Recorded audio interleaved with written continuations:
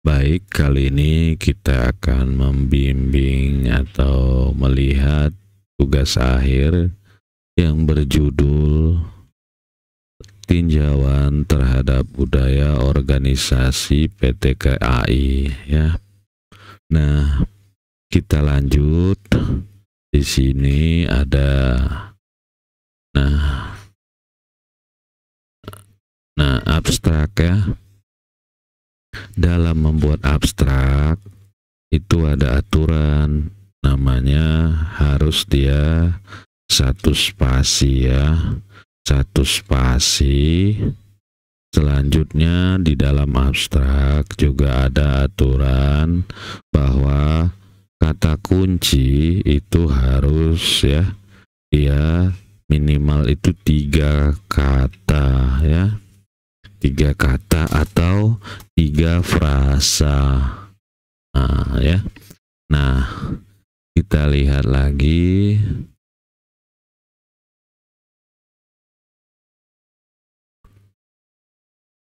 Era globalisasi, hal-hal yang mesti diperbaiki. Oleh karena itu, jadi dalam karya ilmiah ya, karya ilmiah ini termasuk dia tugas akhir lah, skripsi, itu kita menggunakan bahasa Indonesia yang baku atau formal. Jadi kita tidak boleh menggunakan bahasa yang sehari-hari. Contoh ya, ini seperti ini. Oleh karena sumber daya, karena itu, ini kan memang benar salam percakapan sehari-hari. Tetapi untuk bahasa Indonesia yang benar, baku atau formal itu tidak seperti itu. Sama kata untuk. Untuk ini tidak bisa dipakai sebagai subjek kalimat ya. Nah, satu lagi nih. Budaya organisasi adalah, ini kan yang kamu buat berupa definisi. Nah, definisi biasanya kita ambil, kita kutip dari siapa, makanya harus kita buat contoh. Budaya organisasi adalah titik-titik Budi buka kurung 2019 ya, bukan kamu yang mendefinisikan ini ya. Jadi kalau memang bukan kita yang mengatakan, jangan kita katakan punya kita, itu namanya pencuri. Organisasi yang mempunyai budaya positif akan menciptakan. Nah, ini pun sama seperti ini ya. Ini kan tidak bisa kita katakan seperti ini. Ini tentunya adalah kutipan, karena kita bukan ahli atau kita belum pernah melakukan penelitian sebelumnya mengenai ini ya. Nah, perusahaan PT Kereta Api adalah perusahaan ini, PT Kereta Api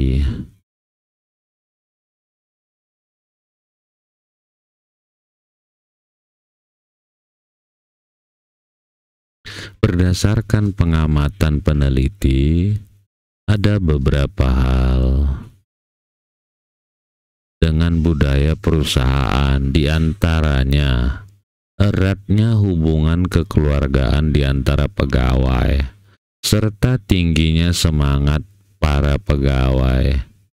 Jadi, di dalam panduan ya, di dalam panduan yang resmi dikeluarkan oleh Polmed, mahasiswa itu disuruh melampirkan fakta empiris.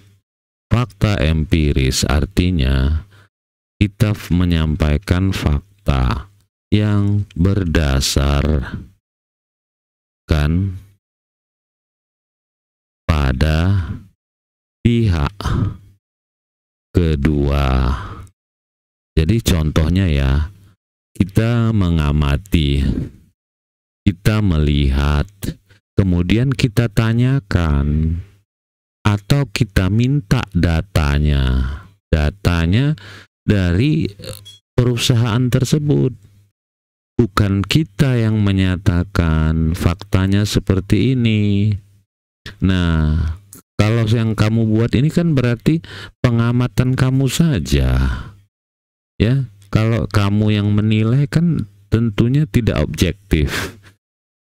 Harusnya setelah kamu mengamati, kamu tanyakan kepada pihak-pihak yang berwenang di kantor tersebut, apakah sesuai dengan yang kamu amati.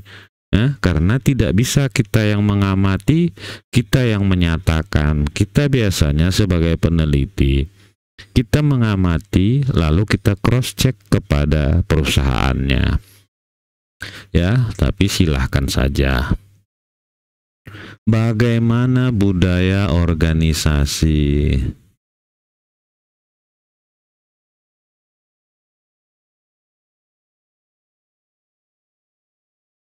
Manfaat, tujuan ya, kita lihat tinjauan. Kajian pustaka, pengaruh budaya organisasi. Ini satu hal yang berbeda. Kalau yang seperti ini tidak sama dengan penelitian kamu. Ini namanya penelitian kuantitatif. Ya, sementara penelitian kamu ini kualitatif. Ya, jadi kalau kamu mengambil ini tidak akan sama dengan punya kamu nantinya. Contohnya ya, pembahasannya juga akan berbeda. Ya, jauh sekali bedanya. Nah, itu saran saya ya, kamu perbaiki, kamu ganti. Nah, sama juga dengan yang ini. Ini juga penelitian kuantitatif ya, bukan penelitian kualitatif atau deskriptif. Ya, harusnya 3 ya. Nah, ini juga, jadi kamu perbaikin. Kenapa saya suruh perbaiki? Karena nanti kamu akan kesulitan dalam mengaplikasikan, khususnya membuat cara pembahasan. Setelah nanti ada tiga penelitian terdahulu ya, usahakanlah 3. Kalau lebih dari 3 pun boleh. Di bawahnya, nah, buatkan perbedaan dan persamaan penelitian terdahulu tersebut dengan penelitian kamu. Ya, jadi jangan nggak ada gunanya. Makanya kalau kita penelitian deskriptif, kita pakai penelitian terdahulunya yang bersifat deskriptif juga. Jangan yang kita pakai kuantitatif ya, nanti kita yang kesulitan. Jangan ya. Nah, kita lanjut lagi. Bagaimana ya? Nah, kita lihat di sini. Landasan teori. Nah, kualitas. Nah, kalau kita cerita landasan teori ataupun terdahulu, ini sangat erat hubungannya dengan daftar pustaka penelitian kita ya. Kenapa saya bilang gitu? Karena semua kutipan kita harus ada dalam daftar pustaka ya. Kenapa? Kalau tidak ada berarti kita menipu. Nah, contoh saja ya. Penelitian terdahulu ini si Muis. Muis saja tidak ada di daftar pustakamu. Yang kedua, ini juga kan, ini walaupun nanti kamu ganti, semua yang ada di sini harus masuk kemari daftar pustaka. Nah, contoh lagi ini ya. Fahmi 2021. Nah, ini Fahmi. Oke. Nah, si Jones ini mana? Harusnya Jones juga masuk kemari. Ya, Jones juga masuk kemari. Oh, ini ada si Muiz ada ya, Muiz ada. Mukaram juga ada. Nah, ya, ada ternyata. Yang ini Jonesnya nggak ada ya, tetap ada dia. Nah, kita lihat lagi di sini Kilman Sutrisno. Sutrisno ada. Kilman ini, nah, Kilman juga harus kamu cari. Robin, nah ini juga Robin harus ada ya. Semua yang ada kita kutip punya orang. Nah, ini kan Robin 2001, berarti ada di sini Robin. Nah, kita lihat semua yang ada di bab 2 ini Gordon, LSP 2018. Ini siapa LSP ini? Harus ada ya, kamu buat ya. Ini ya, LSP EQ ID. Nah, satu lagi. Kalau kita membuat daftar pustaka, bedakan antara buku dengan website. Ini kan website ya. Buku, website, ataupun jurnal. Nah, kita lanjut jenis-jenis. Nah, ini juga Cameron and Queen, Farija. Cameron and Queen-nya mana? Ya, harus ini nggak saya ngerti ya. Budaya kan adalah kelompok keluarga. Setahu saya ini bukan kan. Ya, biasa klan ya. Coba kita lihat ya, bukan kan, klan ya. Budaya organisasi. Nah, ini Sulaksono, kamu tidak bikin di daftar pustaka ini kan.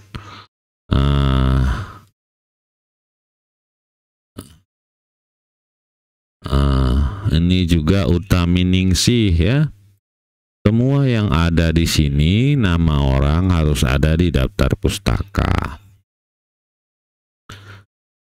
Metode penelitian.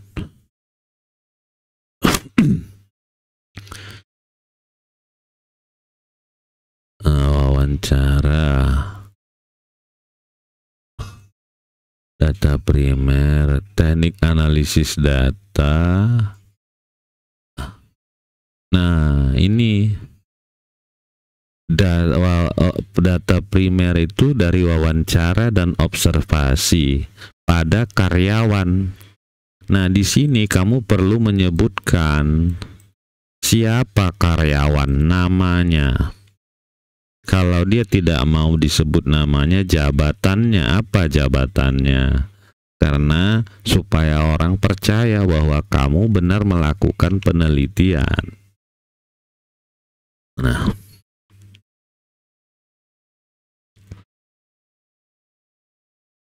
Nah ya, ini.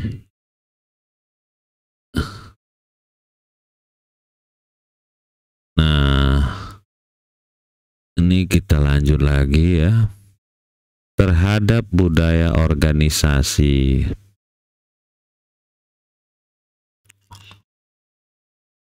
Nah, ini kan sewaktu kita membahas, tentunya kita lihat dari pertanyaan, yaitu daftar pertanyaan yang kita buat.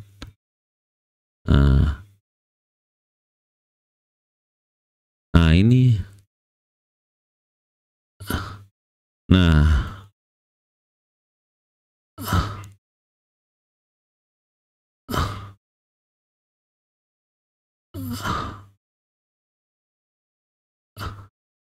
Nah, ini coba kita lihat ya. Di sini kamu masuk 42, ini pembahasan ya. Ya. Di sini dimulai pertanyaan kamu, apakah ada pengaruh budaya? Apakah perbedaan budaya organisasi dengan PT KAI dengan yang lain. Nah, kita lihat di sini ya. Nah, kamu membahas kan harusnya berdasarkan pertanyaan wawancara. Nah, di sini ada 4 fungsi budaya organisasi. Tidak ada di sini kamu tanyakan. Tidak ada kamu tanyakan fungsi budaya organisasi di perusahaan. Dari mana kamu tahu ini? Tidak ada. Tidak ada yang kamu tanyakan.